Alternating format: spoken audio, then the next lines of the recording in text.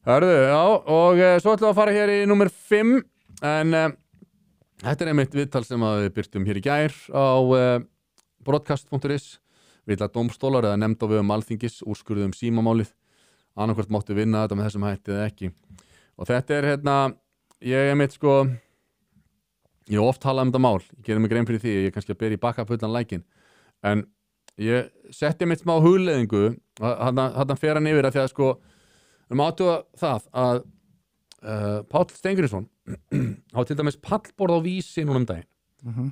Pallborð yfirleitt svona debattvettvangur. Þangað var boðið sem sagt sakborningum í símastulds- og byrlunarmálinu. Það er að segja Aðalsteinn Kjartansson var blaðamaður og Þóra Arnórsdóttir fyrrverandi ritstjóri Kveiks og svo lögmaður þeirra, Flóki Kjartansson held ég. Þau voru þarna 3 og á hinni hliðinni var enginn. Það var bara önnur hliðin. Og það var reynda tilkynnt í upphafi þáttarins að vissulega eru þau bara öll eina megin borsins og við munum á næstu dögum leita sjónarmiða þeirra sem eru á öndveru meiði í þessu máli. Var sagt nánast orð rétt. En síðan eru liðnar held ég 3 eða 4 vikur.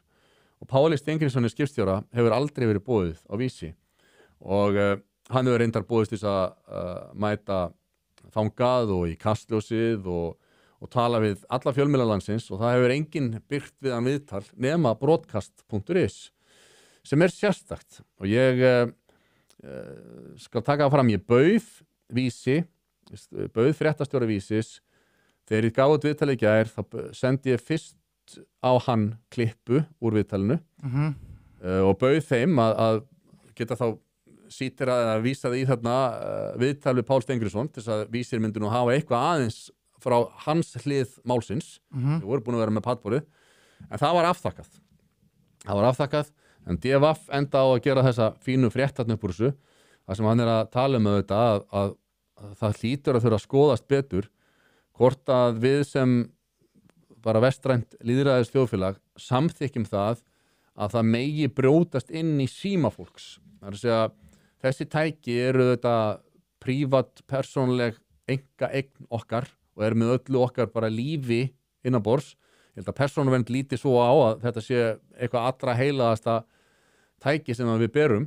Það í lagi að það sé brotist inn í símaðinn og gögnum þaðan stólið, þau afrituð og þau byrt síðan í fjölmiðlum. Það eitt og síðan hitt sem Páll segir í þessu viðtali. Hann vil meina að þetta gögnin sem voru þannig í símanum séu þau skoðuð og síðan umfjöllun fjölmiðla sem voru unnin upp úr þessum gögnum, þá sé bara ekkert samræmið þar á milli. Það er að segja að blaðamennir hafi verið skáldað og búið til, dregið upp sviðsmyndir sem má ekki finna í gögnunum. Þannig að eðlilega Páli misboðið og hann vill að þetta sé skoða betur þó að lögreglustjórinn á Norðurlandi eystra hafi ákveðið að hætta rannsókn málsins af því að það fyrnt, einfaldlega.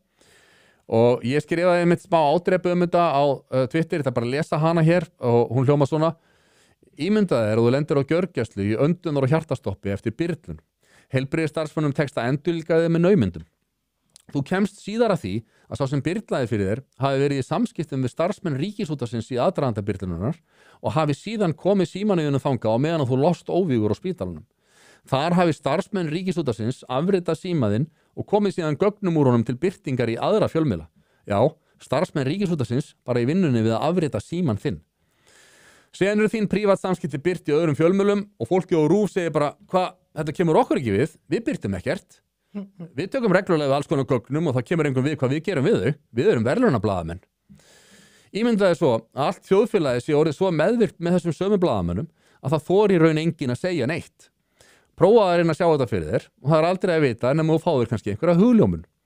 Og þetta skrifaði ég að því mér finnst svo sérstakt að þrátt fyrir að Páll Steingrímsson sé skipstjóri hjá Samherja sem að í hugum margra einhvers konar evil empire í íslensku samfélagi að þá Páll Steingrímsson samt manneskja sem á fjölskyldu og börn og allt þetta og hann lendir í einhverju sem að undir venjulegum kringumstæðum verið talið bara gróft brot, bara ofbeldisbrot og innrás í friðhelgi einkalífs og allt þetta og það bara einhvern veginn metið svona, hann er hann Evil Empire, skilur það er bara aðaltilagi og það er einhver hugsun sem ég fæ bara einhvern veginn ekki til að ganga upp. Myndirðu gagnrýna þá sem hefðu stólið síma Hitlers og hefðu komið í veg fyrir að hann myndi drepa gyðinga? Nei, þetta er bara það sama, Unur. Þetta er bara það sama.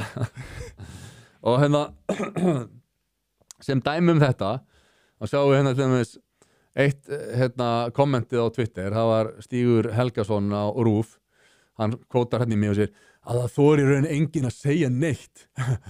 Ekki eins og það sé ekki heilt samfélaga furðufuglum hérna á þessu forriti sem grípa hvert tækifæri til að tyggja upp fættingin þetta hvert eftir öðrum. Það var þá þöggunin. Ok, hann er að bera það í öfnu sem sagt að samfélag furðufugla á Twitter leyfis fyrir að tala þetta á Twitter eða x.com við það að fjölmiðlar sem að fjallum þetta í pallborðum og alls konar viðtalsþáttum sniðganga algjörlega þolandan í málinu. Þetta er bara ekki sambærilegt, elsku Stígur minn.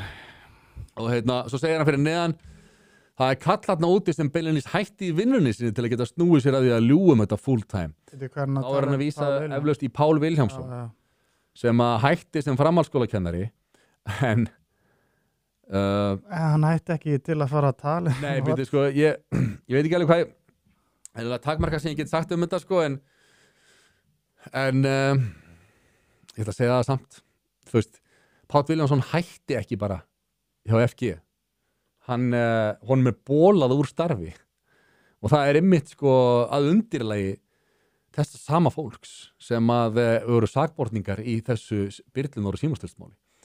Þannig að þar eru við komin að tala um sko að vega að starfsöryggi fólks og bara hafa fólki fyrirvinnu og atvinnu. Það er bætist á listan sko yfir þessi göfugu verk þessara ágættu blaðamanna og svo er talað um það að hann er bara hætt til þess að fara að ljúga þetta. Þetta er ekki kúl. Hvað er réttlætiskendin? Hvað er þessi réttsýni sem að blaðamenn státa svo ofta að þeir búi yfir? Men er ekki sanna að RÚV hafi keypt síma áður en þeir fengu þennan síma í hönd með nánast sama númerinu með eitt staf? Jú, er ekki sanna að þeir fengu þennan síma og afrituð hann? Það er sannað.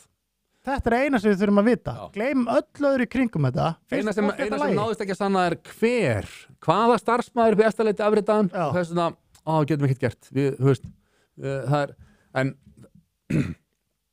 ef við erum sammála að það sé ekki sko heimilt samkvæmt íslenskum lögum að brjótast inn í síma fólks, þá er mjög alvarlegt að það hafi gerst uppi í höfuðstöðum RÚV í Efstaleiti og gert af starfsmönnum Ríkisútvarpsins.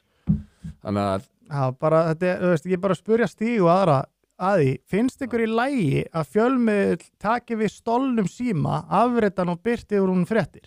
Er það bara, þú veist, sama hver það er? Og hann Páll Steingrímsson vitnar í þessu viðtal við lektor við fjölmiðladeild Háskóla Íslands sem er ágætiskona, hún Valgerður var liðbeinandi minn í meistaranáminu mínu í blaða og fréttamennsku og allt það, en hún er hérna í viðtali þetta mál og þá segir hún að það sé basically sami hluturinn að rétta manni síma eða rétta manni blað með upplýsingum. Þrátt fyrir það eigi eftir að brjótast inn í síman og, þú veist, og símin er þetta heilaga tæki, sko, þá fennst henni það bara vera, þú veist, leggur það að jöfnu eins og rétta manni blað með upplýsingum eins og rétta manni síma sem á eftir að brjótast inn í. Þú veist, það er mjög skökk sín á veruleikan, held ég. Já.